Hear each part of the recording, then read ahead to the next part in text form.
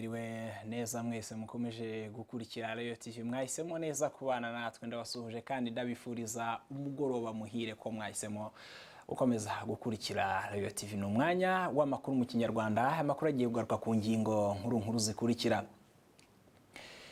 Igisirikare cy'u Rwanda kuri uyu wa kane cyatangiye igikorwa cyo gutwika intwaro zarangije igihe zifite uburemere burenga toni 55,000. Ni igikorwa cyatangiriye mu ishuri riri Igako ni mu burasirazuba bw'igihugu. Imwe mu miryango mpuzamahanga yatangiye imishinga y'ubuhinzi igamije kurwanya no gukumira inzara n'amapfa bikomeje kuvugwa mu bice bitandukanye by'uburasirazuba bw'igihugu. Amakuru arebana n'ubworozi, abazobereye ubworozi bw'inzuki barasaba ko habaho ubwumvikane hagati y'abahinzi n'aborozi b'inzuki kuko ngo hari igihe abahinzi bakoresha imiti yica inzuki. Hanze y'u Rwanda muri Turkiya, Minisitiri w'Intebe Binali Yildirim kuri uyu wa kane yakoresheje inama y'abasirikare bakuru igamije kuziba icyuho cy'abasirikare batabaye muri yombi bakekwaho kugira uruhare muri coup d'etat yaburijwemo abandi bagiye birukanwa. Ikaze ku makuru ku buryo burambuye n'amakuru mugiye kugezwaho na Innocent Muvunyi. Muramenyere kandi ko buri wa kane tuba tubafitiye amakuru arebana n'ubukungu. Muraza gukurikira ibivugwa makuru y'ubukungu. Mugenzi wacu Fiston Felix Abineza namubonye hano hafi arimo kugenda abikurikirana. Muri aya makuru kandi mushobora kuza gutambutsamo ibitekerezo byanyu, mutwoherereze ubutumwa mwifashe nimero ya WhatsApp iri kuri screen zanyu ni 0781464383. Ubutumwa bwanyu turaza kugenda tubusoma mutubwire aho mwiriwe n'ahe makuru ahavugwa.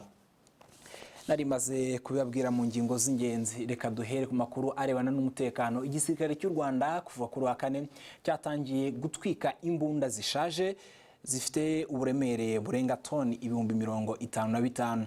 Ni igikorwa ngo kizafata iminsi 3 gikorerwa mu kigo cya gisirikare kirigabiro mu ishuri kirigabiro mu ntara y'Uburasirazuba.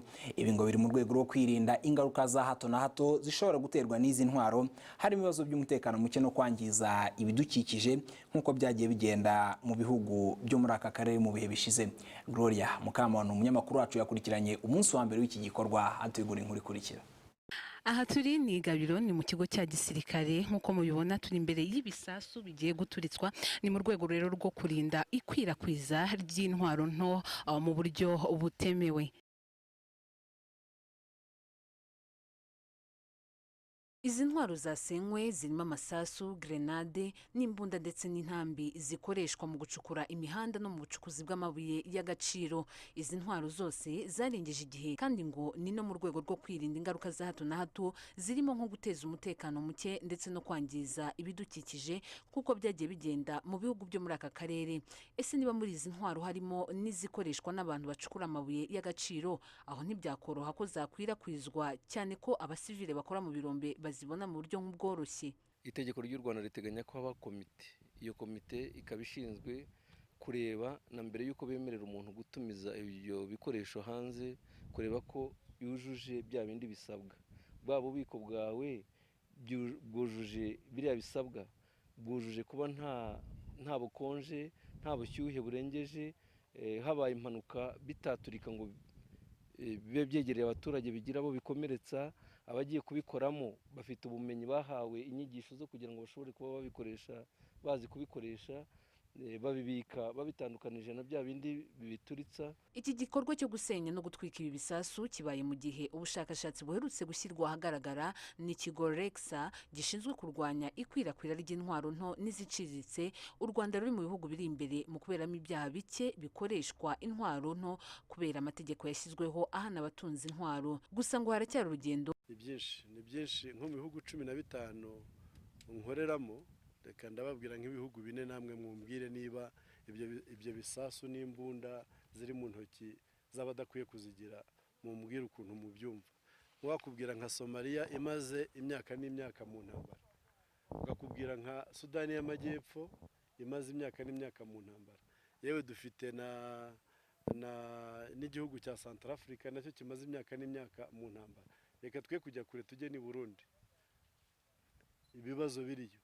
Ukuvuga ko intambara buri gihe abakora intambara abarwana barwanisha izo mbunda nto cyane cyane muri bihugu byacu bikiri mu nzira y'amajyambere ntabwo barwanisha indege zirwana ntabwo barwanisha tank barwanisha iyo bita Kalashnikov ya Kalashnikov rero nayo na za pistole na magrenade na za mortier biri mu mbunda ntoya n'iziciriritse. Iki gikorwa cyo gusenya no gutwika intwaro zarengeje igihe si ubwa mbere kibaye kuko cyatangiye mu mwaka w'1994 kuva icyo gihe kugeza ubu baracyatwika izi ntwaro. Gloria Mukamabano, Royal TV. Mukamabano urakoze cyane. Mu yandi makuru, imwe mu miryango mpuzamahanga yatangiye imishinga y'ubuhinzi igamije kurwanya no gukumira inzara n'amapfa bikomeje kuvugwa mu bice bitandukanye by'uburasirazuba bw'igihugu. Urugero rumwe muri iyi miryango ni witwa Clinton Foundation yiwitiriwe uwahoze ari perezida wa Leta Zunze Ubumwe za Amerika Bwana Bill Clinton. Uyu muryango ugiye gutangira umushinga wihariye ugamije kongera umusaruro w'ubuhinzi mu gace k'uburasirazuba bw'igihugu by'umwihariko mu karere ka Nyagatare, hamwe mu hari ku isonga mu havugwa inzara n'amapfa. Placide Ngirinshuti. Uyu mushinga w'ubuhinzi ugiye gutangizwa mu burasirazuba bw'igihugu by'umwihariko mu karere ka Nyagatare ngo ugomba kuzashingira ku ikoreshwa ry'inyongeramusaruro zifite ubushobozi bwo guhangana n'ingaruka zigera ku buhinzi ziturutse ku mihindagurikire y'ibihe. Welcome Morris, Umunyamerika ukuriye uyu mushinga ugiye gutangizwa mu kwezi gutaha kwa 8 muri uyu mwaka, yemeza ko bazi neza ko imihindagurikire y'ibihe ari kimwe bikomeje guteza inzara mu bihugu bitandukanye byo ku isi harimo n'u Rwanda. Yeah, I mean, farmers all over sub-Saharan Africa. Nibyo kuko abahinzi hafi ya bose bo muri Afrika bakomeje guhura n'ibibazo byo kubura umusaruro biturutse ku ihindagurika ry'ibihe. Namwe murabizi ko imvura isigaye igwa mu buryo butunguranye, rimwe na rimwe ntinagwa cyangwa yanagwa ikaza ari nyinshi cyane ku buryo inateza imyuzure. Ibi rero nibyo twe twiteguye. Ku ruhande rw'abahinzi batuye Nyagatare ari no bazashyikirizwa uyu mushinga mushya wo gutubura imbuto no gukoresha inyongeramusaruro zijyanye n'igihe, bemeza ko uyu mushinga witezaho amakiriro ngo ariko bikazakomeza kuba imbogamizi ku bahinzi batagira uko buhira imyaka mu gihe cy'uruzuba rw'igihe kirekire. Isaka Mugenzi rumwe muri aba bahinzi. Mu karere abandi badafite irrigation, twe nta mahirwe ko dufite irrigation, ariko abatayifite kubera imihindagurikire y'ikirere icyo kibazo kizaboneka n'ubundi. Kuri ubu ikibazo cy'amapfa n'inzara byibasiye ibice bitandukanye byo mu burasirazuba bw'igihugu ngo byaturutse ku ruzuba rwinshi rwavuye kuva mu ntangiriro z'ukwezi kwa gatatu kugeza ubu. Ibi ngo nibyo byatumye abaturage batuye muri utu duce basuka kubera icyoba cyo kwicwa n'inzara yavugwa muri utu duce, cyane ko bivuga ko hari n'abashizemo umwuka bazira inzara. Ariko ku rundi ruhande inzego z'ubutegetsi ngo zafashe ingamba zo guhangana n'iki kibazo nk'uko bisobanurwa na Didas Kayitari, umuyobozi wungirije w'akarere ka Nyagatare ushinzwe ubukungu. Abagize ikibazo bareba barahabwa ibiribwa no mu buryo bw'amazi, hari mu buryo bwe gahunda z'igihe gitoya no mu gihe kirekire kureba ikizakorwa icyafasha kugira ngo ntituzongere kugira ikibazo nk'iki. Amapfa cyangwa inzara bimaze iminsi bivugwa mu burasirazuba bw'igihugu ngo byatumye abaturage barenga magana bahunga ingo zabo nk'uko byemezwa n'ibinyamakuru bitandukanye byandikirwa hano mu Rwanda. Ni imwe ariko yakunze kwamaganirwa kure n'inzego zishinzwe ubuhinzi mu gihugu kuko zemeza ko nta gikuba cyacitse ngo ahubwo ari umusaruro w'ubuhinzi wagabanutse aho kuba inzara yateye muri utu duce. Placide Ngirinshuti, RoyalTV. Ni RoyalTV mukomeje gukurikira, turi umwanya w'amakuru mu Kinyarwanda. Wakurikira unyuze kuri wa3.RoyalTV.rw ukareba handitse ijambo live stream. Ubwumvikane hagati y'abahinzi n'aborozi b'inzuki ngo nicyo gishobora kuzakemura ikibazo cy'inzuki zipfa bitewe n'imiti ikoreshwa mu buhinzi. Mu buhinzi inzuki zahovamo zigapfa. Abazobereye mu bworozi bw'inzuki basaba abahinzi kumvikana n'abavumvu bagakoresha imiti ituzuyemo ubukana bwica udukoko turimo n'inzuki, ndetse bakumvikana n'amasaha yo gutera imiti mu myaka. Fulgence Kizwera harakomeza. Mu rugendo shuri rugamije kubereka uko ubuvumvu bwa kijyambere bukorwa, abavumvu baturutse mu ntara y'Amajyaruguru barasura ubu bworozi buteye imbere mu karere ka Bugesera. N'ubworozi ubona ko bwitaweho kuko inzuki zibereye mu mizinga ya kizungu ikoze mu buryo bw'amasanduku, aho kuba imitiba iboshywe ngo imanikwe mu biti nk'uko mbere byagendaga. Uyu muvumvu aravuga ko ubworozi bw'inzuki yabuhisemo kuko bumurutira ubuhinzi. Gukora uruvumvu nabonye neza ko umuhinzi iyo asarura ku kiro akigurisha amafaranga 500 300, ariko twabonye neza ko iyo usaruye ubuki ikiro kigurisha 3,000. Ubusanzwe impamvu nabyinjiyemo nuko numvise akamaro k'ubuki ko havamo imiti kandi akagira akamaro, ari ubuki bukunzwe cyane, mpita mbyinjiramo. Nyamara nubwo bimeze bitya, inzuki ngo zibasiwe n'impfu zidasobanutse zikomoka ku miti ikoreshwa ku bimera yiganjemo inyongeramusaruro za kizungu zishyirwa mu myaka zikica udukoko, nyamara inzuki nazo ari udukoko duhova muri ibyo bimera byiganjemo imyaka iba yatewe imiti mvaruganda. Ngo nta kabuza rero izo nzuki zahovyemo zihita zipfa. Inzuki zirapfa biturutse ku byerekeye iyi miti bafuhirira bari gutera mu birayi, ibyo bita ubukoko. Ni ukuvuga ngo iyo zigiye guhahayo mu ndabo, ni ukuvuga ngo zigira ingorane zigapfa. Ubwumvikane hagati y'abahinzi n'abavumvu mu ikoreshwa ry'iyi miti ishyirwa mu myaka ngo nicyo gishobora kugabanya izi mfu z'inzuki. Kuba abahinzi bakangurirwa gukoresha imborera aho gukoresha imiti mvaruganda ifite ubukana bukomeye ngo byakemura iki kibazo. Jacques Tubishimi ni umwagoronome akaba n'impuguke mu bworozi bw'inzuki. Iki ni ikibazo kitoroshye koko kandi gikomereye aborozi b'inzuki, kubera ko usanga kenshi hari bamwe b'abahinzi ariko batorora inzuki, aborozi nabwo badahinga. Ugasanga rero kugira ngo umworozi avugane n'umuhinzi abe bashobora kumvikana ku gihe cyo gutera imiti bitoroshye.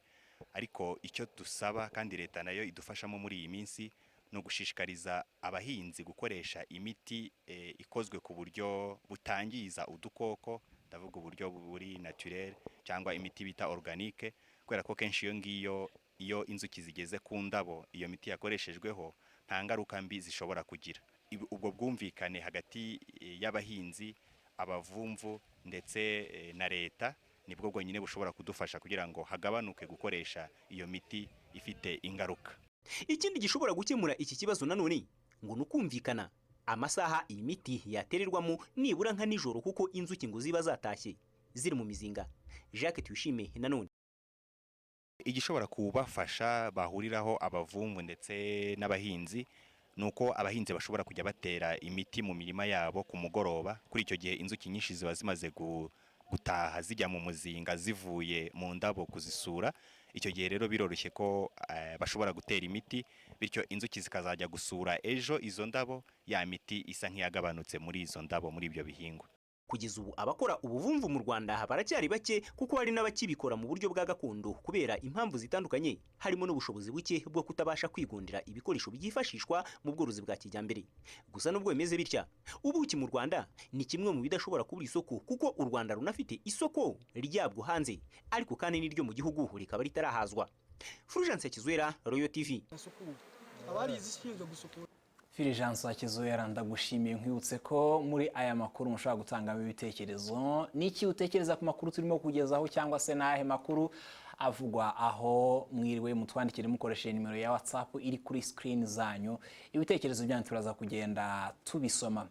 Tugenda no mu makuru arebana n'ubuzima. Inzego zishinzwe kurwanya indwara z'umwijima mu Rwanda ziravuga ko amikoro leta ishyira mu bikorwa by'ubukangurambaga bugamije kugeza ku baturage amakuru ahagije kuri izi ndwara ngo akiri makeye.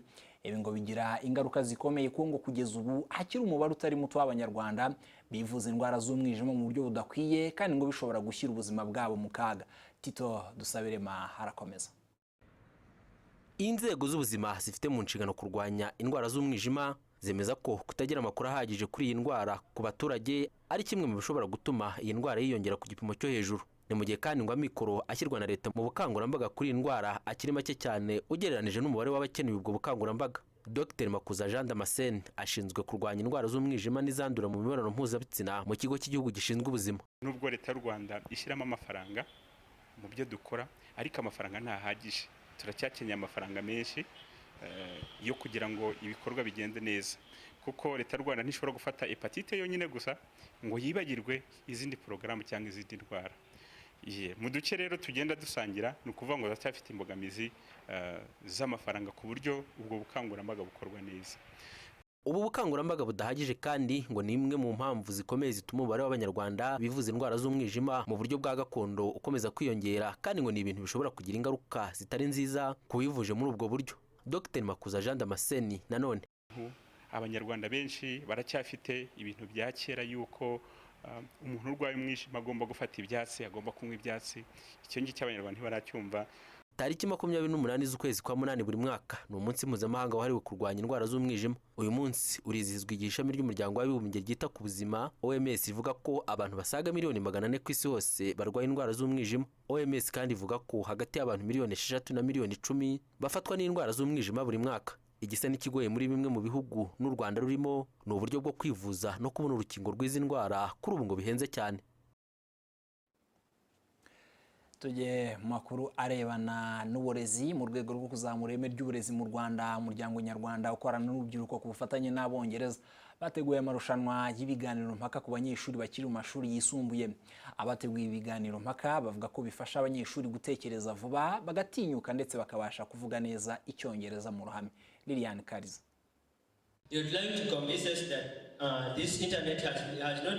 Ibi biganiro mpaka byari byahuje abanyeshuri bo mu bigo by'amashuri bitandukanye, ahanini ngo bifasha abanyeshuri gutinyuka bakavugira mu ruhame kandi bagatekereza vuba. Aba ni bamwe mu bo twagerageje kuganira nabo. Nkanjye nk'umunyeshuri binyungura confidence iyo ndi mu bana benshi, kugira ngo uhagare nk'imbere y'abantu benshi ugire icyo wavuga kandi ugihagazeho ufite n'ubuhame bwacyo. Ikindi bikatwungura kugira ngo wungure ku Cyongereza cyawe yenda wavugaga, ugasanga hari ukuntu wiyongeyeho muri ubwo buryo butandukanye. Ikiganiro mpaka kidufasha gutekereza vuba no kugerageza uburyo ki wahindura imyumvire y'abantu nyine ku buryo bashobora kuza ku ruhande rwawe. Bituma icyambere numva ibitekerezo by'abandi bantu, binshoboza kuba nahagarara imbere y'abantu benshi nkavuga bwo kuvuga mu ruhame. James Caron Rwabwera ukuriye umuryango nyarwanda ukorana n'urubyiruko FES Rwanda avuga ko kugira ngo ireme ry'uburezi rizamuke hakenewe ibiganiro mpaka nk'ibi kugira ngo abanyeshuri bashira amanga bamenye kuvugira imbere y'abantu kandi bahuze ibitekerezo. Ingingo nyamukuru ni ukugira ngo tuzamure ubumenyi bw'abana n'ubijyanye no kuba gushirika amanga no kumenyera kuvugira imbere y'abantu no kumenya ururimi no kugira ngo ikindi cya kabiri ni ukugira ngo banahuze n'ibitekerezo. Iyo bari kumwe hano bavuga ibintu bitandukanye, umwe akabasha gufasha mugenzi we, umwe icyaza kibwira undi icyo utaza nawe akakigira kuri mugenzi we. N'ubwo bumenyi dukora ntabwo bivuze ngo ibyo dukora gusa, dukora ibintu bitandukanye ariko cyane cyane twibanda ku rubyiruko. Aba turi hamwe n'urubyiruko babonye uburyo bavuga bashize amanga kandi basobanura ibintu bumva, bikanabashishikariza n'umuco wo gusoma kugira ngo babashe kumenya byinshi kuri bo. Biteganyijwe ko ibi biganiro mpaka bizakomeza kuwa kane utaha. Abanyeshuri bazahiga abandi bakaba bashobora kuzajya mu Bwongereza guhangana n'abanyeshuri baho umwaka utaha. Liliane Kariza, RoyalTV.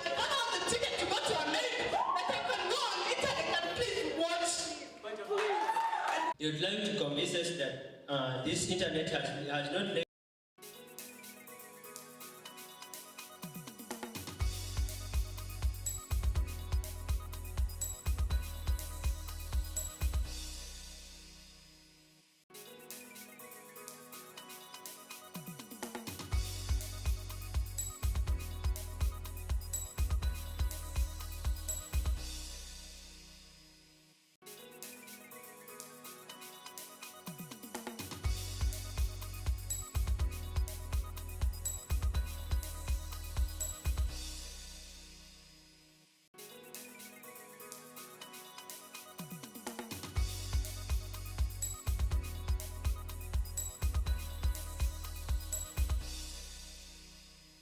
Ni RoyalTV mukomeje gukurikira. Turacyari umwanya w'amakuru mu Kinyarwanda nk'uko mubimenyereye. Rero buri wa kane tuba dufite n'amakuru arebana n'ubukungu, by'umwihariko tuba turi kumwe na Fiston Felix Habineza. Fiston, wiriwe? Wiriwe neza.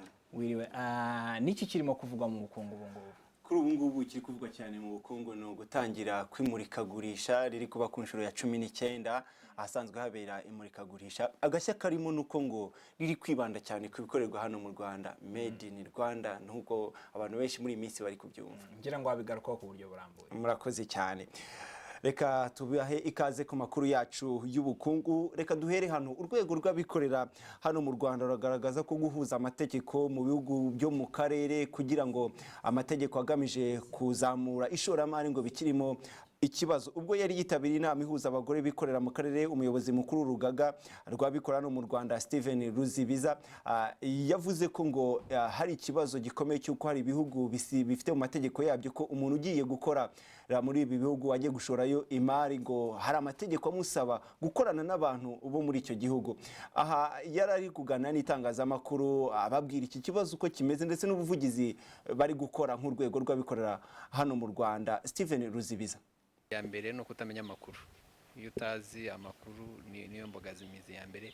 Iya kabiri, nko muri bihugu by'abaturanyi hari ikintu bavuga yuko cyangwa basaba kugira ngo ukore ubucuruzi yuko nabura ukorana n'umuturage wo muri icyo gihugu, aho kugira ngo ugiye kwikorera ubwawe. So iki nicyo tuba dushaka ko kivaho, nk'uko mu Rwanda umunyakenya cyangwa undi wese aza agakora ubucuruzi bwe mu Rwanda nta bindi bamusabye, natwe bikaba ariko byagenda bityo.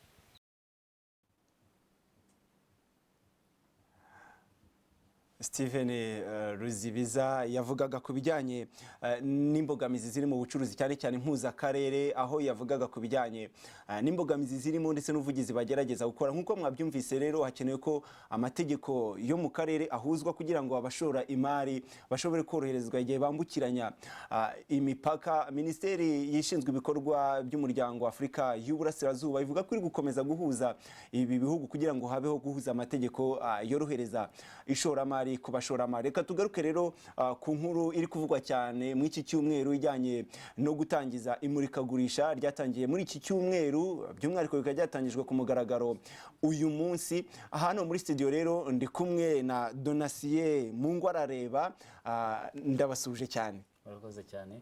Donatien Mungwarareba niwe ushinzwe ubuvugizi mu rugaga rw'abikorera. Twagira ngo tubwire ubundi ni iki gishya kiri muri iri murikagurisha?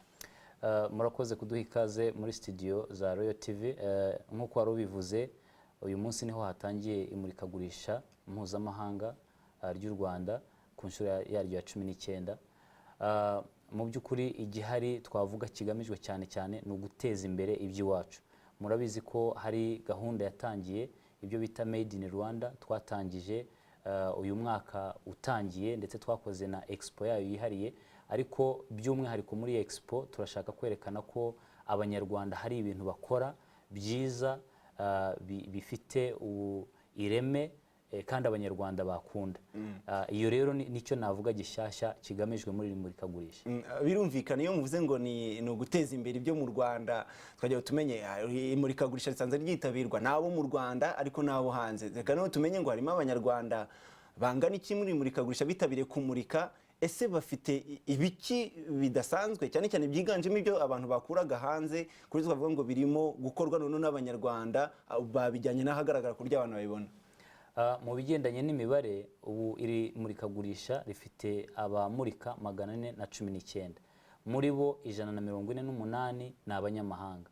Ni ukuvuga abasigaye hafi 271 ni abanyarwanda.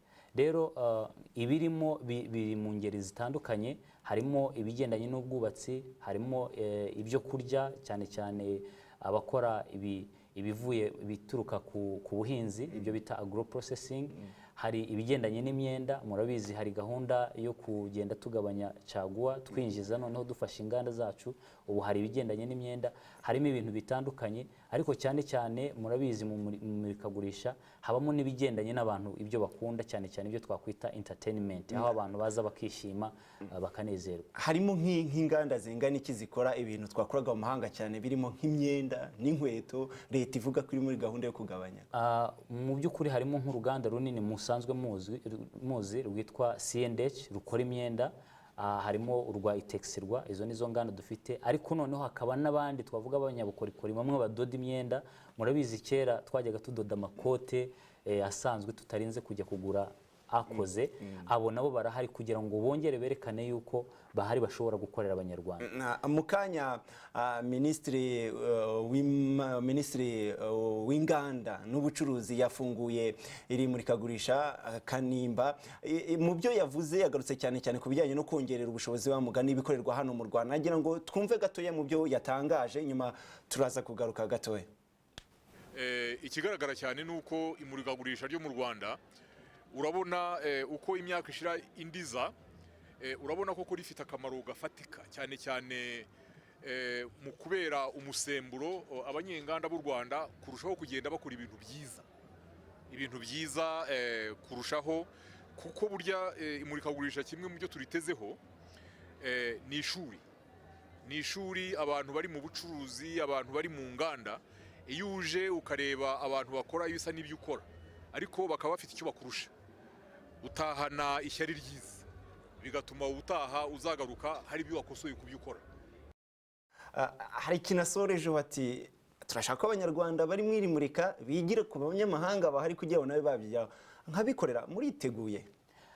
Turiteguye cyane cyane, ni na gahunda yacu y'urugaga rw'abikorera, kuko muri gahunda dufite tuba dushaka ko abanyarwanda bigira ku banyamahanga. Hari ibyo tujya dutegura bita business to business, cyane cyane kugira ngo twumve ese bariya baturusha iki, kuko hari ibyo baturusha, hari nabyo ibyo tubarusha. Ariko cyane cyane muri iri murika icyo tugamije ni ukubwira abanyarwanda bacu kugira ngo barebe ibyo abandi baturusha kugira ngo tubyigireho. Reka dusoze mutubwira iri murika ryatangiye uyu munsi, ese rizamara igihe kingana iki? Murateganya ko rizitabirwa n'abantu bangana iki? Iri murika ryatangiye ejo, mu by'ukuri ni uko uyu munsi habaye umuhango wo kuritangiza ku mugaragaro, ariko rizarangiza itariki 10 z'ukwa munani. Ni ukuvuga ko dutegereje abantu hafi bagera ku 350 bazarisura. Tukaba dusaba abadukurikiye bakurikiye RoyalTV n'abandi bose kugira ngo bazaze bihere ijisho, baze bagure. Bisaba iki kuryitabira? Ntacyo bisaba na kimwe, icyo bisaba gusa ni ukwinjira, ni amafaranga make cyane, itike y'amafaranga 500.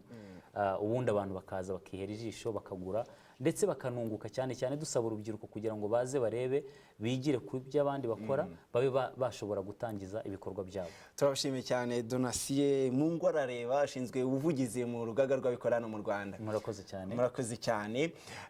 Reka tukomeze n'andi makuru y'ubukungu. Mbere yuko tuyashyira akadomo tubabwire ko banki y'isi yavuze ko ihagaritse inkunga yayo yatangaga mu kubaka urugomero rwa Inga ya gatatu muri Repubulika Iharanira Demokarasi ya Kongo. Iyi banki y'isi ngo yabitewe nuko Repubulika ya Demokarasi ya Kongo yarenze ku masezerano iyi banki bari bagiranye mu gutangiza uyu mushinga. Umuvugizi wa banki y'isi yabwiye televiziyo yitwa CCTV ko Repubulika ya Kongo iramutse yisubiyeho igakurikiza ibiri mu masezerano bagiranye batangira, ngo yakongera gutera inkunga uru rugomero rwa Inga ya gatatu. Uru rugomero rwitezweho amashanyarazi azafashishwa muri Repubulika Iharanira Demokarasi ya Kongo, ariko akanagurishwa n'igihugu cya Kongo, birumvikana mu gihugu cya South Africa cyangwa se Afrika y'Epfo. Turabashimiye cyane rero, nk'uko mubimenyereye mbere y'uko duhagarika amakuru yacu y'ubukungu, reka tubagezeho ko byiriwe byifashe ku isoko ry'imari n'imigabane ndetse no ku isoko ry'ivunjisha.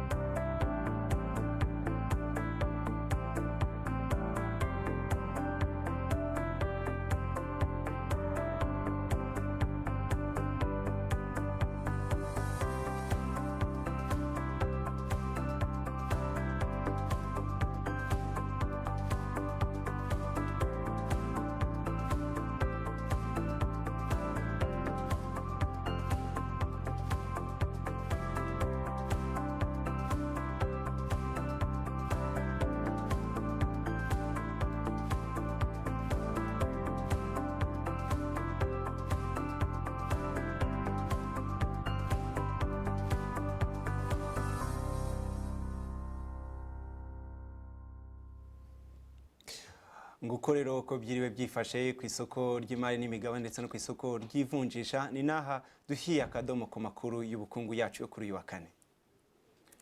Akoze cyane Fiston Felix Habineza kuri aya makuru y'ubukungu, nizere ko usanjyana muri Expo. ndabikwijeje. urakoze cyane Fiston. Ni RoyalTV mukomeje gukurikira, turacyari umwanya w'amakuru mu Kinyarwanda nk'uko nakomeje kubabwira. Rero muri aya makuru murimo kugenda mwoherezamo ibitekerezo. Uyu yavuze ati igisirikare cy'u Rwanda kirakoze kuba cyashenye izo ntwaro kugira ngo ziteze ibibazo. Mugenzi we wundi ati koko byaba bibabaje umuntu arangije kwiga akarangiza kaminuza ariko adashobora kuvuga mu ruhame. Icyo izo mpaka ziba zaje zikenewe. Mugenzi we wundi ati nibyo koko igisirikare cyakoze kuba cyasenye izo ntwaro niba koko babonye zateza ikibazo. Undi ati inzara yo hose irahari na Rwamagana naho bazahageze uwo mushinga. Ubutumwa ni bwinshi burimo kugenda buza, turaza kugenda tubusoma n'ubundi turacyari umwanya w'amakuru mu Kinyarwanda. Reka mukanya tuze komeza n'amakuru avugwa hanze y'imipaka y'u Rwanda, ariko mbere yaho reka tubanze dufata akaruhuko.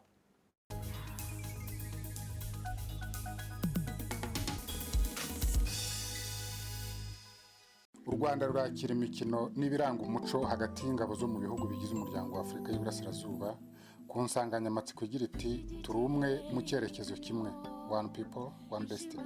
Guhera tariki ya 5 kugeza ku ya 18 Kanama, amakipe y'ingabo zo mu bihugu bigize umuryango wa Afurika y'Iburasirazuba azahatanira ibikombe mu mikino inyuranye ariyo umupira w'amaguru, imipira y'intoki, basketball, handball na netball, hamwe no gusiganwa ku maguru.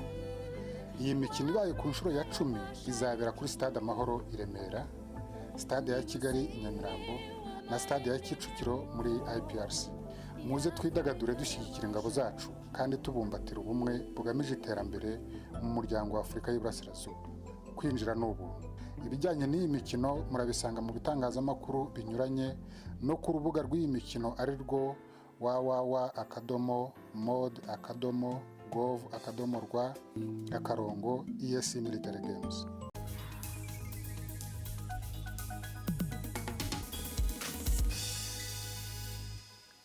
Mu makuru avugwa hanze y'imipaka y'u Rwanda, muri Repubulika ya Demokarasi ya Kongo hari umucamanza watangaje ko yashyizweho igitutu ngo ashinje ibinyoma umunyepolitike Moise Katumbi.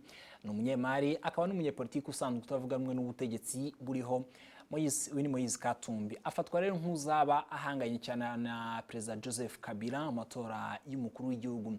We n'abandi banyepolitike barwanya ubutegetsi basabye Perezida Kabila kubaha itegeko nshinga ntiyongere kwiyamamaza. Iyi ni inkuru ya BBC mu ijwi rya Placide Nyirinshuti. Uyu mucamanza yatangaje ko ukejwe igitutu n'abamukuriye bafatanyije n'abantu bakorera inzego z'umutekano bamusaba gushinja ibinyoma Moise Katumbi. BBC ivuga ko uyu mucamanza witwa Chantal Ramazan yari mu nteko yaburanishe Katumbi adahari ikamukatira gufungwa imyaka 3 azira kugurisha inzu itariye. Ni mu rubanza rwabereye mu mujyi wa Lubumbashi mu ntara Katanga. Madame Ramazan kuri ubu uri mu bwisha avuga ko nguyu mugambi wari ugamije kuvana Katumbi mu ruhando rwa politike mbere y'amatora ateganyijwe mu kwezi kwa 11 muri uyu mwaka. BBC kandi yatangaje ko itabaje kumva icyo uruhande rw'ubutegetsi bwa Kongo bivugaho. Moise Katumbi yavuze ko muri Kongo Kinshasa mu kwezi kwa 5 yavuze ko agiye kwivuza nyuma y'ubutabera bw'iki gihugu bukaba bwari bwasoye impapuro zo kumuta muri yombi. Ubutabera bwavuga ko bumukurikiranye ibyaha byo kwinjiza abahashye mu gihugu ariko akabihakana. Yabanje kujya muri Afurika y'Epfo ahava ajya i Burayi aho yagiye akorana inama n'abandi bantu bari mu mashyaka arwanya ubutegetsi bwa Perezida Kabila. Aherutse kandi gutangaza ku mugaragaro ko yifatanyije n'abandi banyepolitike barwanya ubutegetsi bwa Kabila barimo Etienne Tshisekedi kuri ubu amaze kugaruka muri Kongo Kinshasa kwa 3 w'icyumweru aho yakiriwe bikomeye n'abatari bake. Tshisekedi yari amaze imyaka igera kuri 2 ari Buruseli mu Bubiligi. Naho muri Turukiya, Minisitiri w'Intebe Yildirim Benali yakoresheje inama y'abasirikare bakuru igamije kuziba icyuho cy'abasirikare batawe muri yombi bakekwaho kugira uruhare muri coup d'etat yaburijwemo. Televiziyo ya France 24 yatangaje ko hari abasirikare babiri beguye ku mirimo yabo mbere y'iyi nama. Placide Nyirinshuti. Iyi nama ifoto nk'iyahamagajwe ngo ifate imyanzuro ikarishye ku mutekano w'igihugu nyuma ya coup d'etat yabaye mu ijoro rishyira tariki ya 16 z'ukwezi ariko iyi coup d'etat ikoba mu nkokora. Televiziyo mpuzamahanga y'Abafaransa France 24 iratangaje ko mbere y'inama hari abasirikare bakuru batangaje ko beguye kubera impamvu zitaramenyekana. Mu ngingo nkuru zagarutsweho harimo gusimbuza abasirikare bakuru bateye muri yombi bakekwaho kugira uruhare muri kudeta yapfubye. Hari n'andi makuru avuga ko guverinoma y'iki gihugu yamaze gusezera abasirikare bagera ku 149 bo ku rwego rwa generale. Abaje bakurikira abandi barenga 1700 nabo basezerewe, ndetse bamwe muri bo bashobora gukurikiranwa n'inkiko. Bimwe mu bitangazamakuru mpuzamahanga bivuga ko byiteze gukora abasirikare bato bashobora kugirirwa icyizere bakazamurwa mu ntera bagahabwa imyanya ikomeye mu butegetsi. Hagati aho kandi ibinyamakuru byinshi bigera ku 145 birimo amateleviziyo, amaradiyo n'ibinyamakuru byandika byarafunzwe, nabyo bikekwa ko byashyigikiye uyu mugambi wo guhirika ubutegetsi. Ni umugambi mugari wo guhiga ubutwari abarwanya ubutegetsi, kuko uretse ibitangazamakuru kuri uyu wa kane abakozi bagera kuri 80 bakoreraga muri Minisiteri y'Ububanyi n'Amahanga ya Turukiya birukanwe ku mirimo yabo, bakaba baje biyongera ku bandi bari mu zindi nzego zitandukanye nabo bakomeje kwirukanwa umunsi ku munsi. Tuve muri Turukiya tujye muri Leta Zunze Ubumwe za Amerika. Kongere y'ishyaka ry'abademokrate kuri uyu wa kane yasojwe. Perezida Barack Obama yavuze ko nta wundi wujuje ibisabwa ngo abe perezida wa Leta Zunze Ubumwe za Amerika nka Madame Hillary Clinton. Perezida Obama ntiyatandukanye n'ibindi bikomerezwa by'ishyaka nka Michelle Obama n'umufasha we, ndetse na Bill Clinton wigeze kuba perezida, n'abandi bari muri iyi kongere bagaragaje ko bari inyuma ya Hillary Clinton. Inkuru ya Elo News mu ijwi rya Placide Nyirinshuti. Hari ku munsi wa gatatu wa kongere y'ishyaka ry'amademokrate, Perezida Obama nta guca ku ruhande yanenze umukandida w'ishyaka ry'abarepublike ariwe Donald Trump, avuga ko ntaho yageza Leta Zunze Ubumwe za Amerika. Yamunenze ko avuga amagambo y'amacakubiri acamo ibice abanyamerika, by'umwihariko abimukira bari muri Amerika, kandi ngo yateza akaga Leta Zunze Ubumwe za Amerika bikomeje gutya. Elo News ivuga ko Perezida Obama uri mu minsi ye ya nyuma muri White House yagarutse ku kuntu abona Hillary Clinton nk'ujuje ibisabwa byose ngo amusimbure, kandi amusaba kuzakomereza yari ageze. First of all, I see Americans of every party, every background, every faith who believe that we are abirabura, abazungu, abaratini, abanyaziya, abanyamerika kavukire, abagabo, abagore, abafite ubumuga bose bashyize hamwe ngo bubake iki gihugu cy'umurava dukunda. Iyo niyo Amerika nzi kandi mbona. Kandi hari umukandida umwe muri iri rushanwa wemera ahazaza, wihebeye ubuzima bwe bwose kubikora. Umubyeyi wujukuruje, witeguye gukora igishoboka cyose kugira ngo abana bacu bazabeho neza. Umuyobozi ufite imigambi mizima yo guca imipaka, akanakuraho inzitizi zose, agafungura imiryango y'amahirwe kuri buri munyamerika. Perezida wa Leta Zunze Ubumwe za Amerika w'ubutaha ni Hillary Clinton. Perezida Obama kandi yongeyeho ko Madame Hillary Clinton yagiye acibwa intege kenshi, ariko ntacika intege ku giti cye. Barack Obama na Hillary Clinton bari bahanganye mu mwaka wa 2008 ku mwanya uhagarariye ishyaka ry'abademokrate mu matora y'umukuru w'igihugu. Obama amaze gutorwa yagize Hillary Clinton umunyamabanga wa leta. Ishyaka ry'abarepublike rifata Hillary Clinton nk'uzabaje kuyobora manda ya gatatu ya Obama, kandi ngo akomeze politiki Obama azaba asize atagezeho. Reka tugaruke muri Afurika. Muri Sudani y'Epfo abagore bagera ku 120 baravuga ko bafashwe ku ngufu mu mvururu ziheruka mu kubura mu murwa mukuru Juba. Umuryango w'abibumbye watangaje ko uyu mubare uri muto ugereranyije n'amakuru agenda agera ku ngabo za Loni ziri muri iki gihugu, kuko ngo hari abatinya kubitangaza. Ni inkuru y'ibiro ntaramakuru by'Abongereza Reuters mu ijwi rya Placide Nyirinshuti. Umuvugizi wa Loni Fahiran Haq yatangaje ko uretse abafatwa ku ngufu, ngo uyu muryango w'abibumbye ngo ufite amakuru ko hari n'abakorerwa ihohoterwa rishingiye ku gitsina, kandi ngo bikorwa n'abasirikare n'abandi baba bambaye imyenda igaragaza ko atari abasivili. Ibi ngo bikorerwa mu nzu zikoreramo imwe mu miryango ishamikiye kuri Loni no mu bindi bice bya Juba. Loni ishinjwa kuba yarananiwe gucunga umutekano w'abasivili ba Sudani y'Epfo bari mu kaga. Umwe mu bagore witwa Mary yabwiye ibiro ntaramakuru by'Abongereza ko yatabaje igihe yari bugufi y'inzu ikoreramo Loni, ariko akabura umutabara. Yavuze kandi ko yagerageje gucika abashaka kumuhotera, akarenga amazi asanzwe yizeye ko aza kubona ubufasha, ariko ngo siko byagenze, kandi ngo ari muri metero ziri munsi y'ijana uvuye hakorera umuryango w'abibumbye.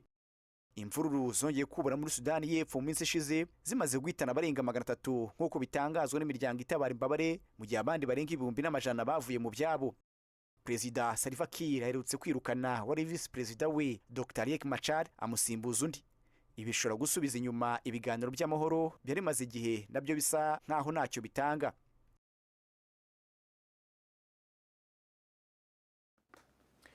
Placide harakoze kuri ayo makuru yo mahanga rero yadushyiriye mu kinyarwanda, ariko turacyari umwanya w'amakuru n'ubundi muri studio ndi kumwe n'umutumirwa Patrick Muhire, ikaze muri studio za RoyalTV.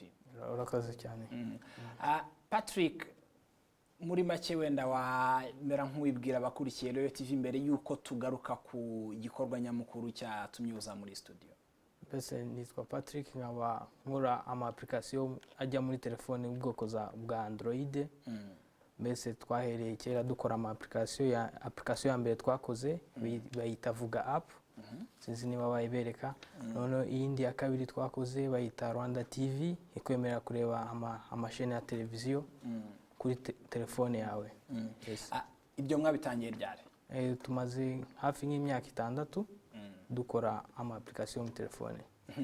Ukubutse yakamurigana mu marushanwa yari yabereye n'ubundi arebana n'ibintu by'ikoranabuhanga, yatubwireho muri rusange, unatubwire nuko byagiye, nuko ayo marushanwa yagenze. Mbese ayo marushanwa yo muri Ghana twari turi kampanyi 100 zo muri Afrika, kampanyi nyinshi zaturukaga muri Nigeria no muri Ghana, izindi no muri Kenya na South Africa. Mbese twari turi abantu 100 duhatanira investment ko badutera inkunga tugakomeza ibikorwa byacu. Mbese kampanyi yacu Vuga Pay, mbese Vuga Pay ni application nayo ikora muri telefone twakoze, mbese kwemerera kutransferinga amafaranga yakuye kuri Tigo cyangwa kohereza kuri MTN, mbese ni interoperability ku ma mobile money telecoms. Yes. Iryo rushanwa ryaje kugenda gute rero? Utubwiye hahuriye abantu bo muri Nigeria, urumva harimo n'abanyarwanda, byaje kugenda gute? Mbese iryo rushanwa ikiza twari turi abanyarwanda, kampanyi z'abanyarwanda 3. Mbese kampanyi yacu niyo yaje iya mbere, niyo yabonye bateye inkunga cyane. Mbese nitwe twabaye aba mbere muri ayo marushanwa. Bafasha abantu 8 muri abo bantu 100, nitwe twaje ku mwanya wa mbere. Abanyarwanda mwatsinze andi ma company mwari mwahuriyeyo. Iyo mumajije gutsinda hari imfashanyo babagenera, ubu noneho mugiye kuyikoresha mu biki? Niki kintu hirya y'izo apps muvuga mwakoze, niki noneho mugiye gushyiramo imbaraga? Mbese iyo bamaze guheza investment bahita bakubwira ko ugomba gufata abandi bantu mukabarekrita mugashyira kuri team, mukaba muri abantu benshi, ko mbese dusanzwe dukora turi abantu 3. Mbese investment icyo turi kwikoresha ubu ngubu no gufata n'abandi bantu 3 bandi twabashyira kuri team imwe kugira ngo twiyongere imbaraga mu bikorwa byacu no expandinga mu bindi bihugu. Expandinga no kuvuga kongera mbese application igakora no mu bindi bihugu. Uretse se izo application zindi, umuntu yakwibaza ko se wenda ubundi ibintu birana n'ikoranabuhanga hano mu Rwanda ni ikintu cyoroshye, niki gituma tutabona n'andi ma company akora izo applications? Mbese gukora application ntabwo ari ikintu cyoroshye. Mbese abantu bakora ama application mbese ntabwo biba byoroshye mbese kubikora, ariko bisaba ubwenge bwinshi. Rero abantu bazi kubikora ni bake bari kuri ino soko. Niyo mpamvu umuntu wese ukora application kuri ino soko aba afite agaciro kenshi cyane. Iyo application mwumva rero Patrick avuga yitwa Rwanda TV, nayo ushobora gukoresha urebamo chaîne ya RoyalTV. Niba ufite telefone ya Android ushobora kureba hari search cyangwa se aho ushakira ukandikamo RoyalTV Rwanda, uhita ubasha kudukurikira kuri internet. Ngira ngo Patrick, hari n'abantu bashobora kuba bohereje ubutumwa buke, aravuga ati ese andi ma company mwatsinze mwayarushije iki? Mbese andi makampani twarushije byinshi, kuko urebye amakampani ariho ubu ngubu arashishura cyane. Amakampani ariho ni kampanyi zivuga ngo zigurisha ibintu online, zigurisha ibyo kurya, inkweto, imyenda. Mbese izo kampanyi ni nyinshi cyane.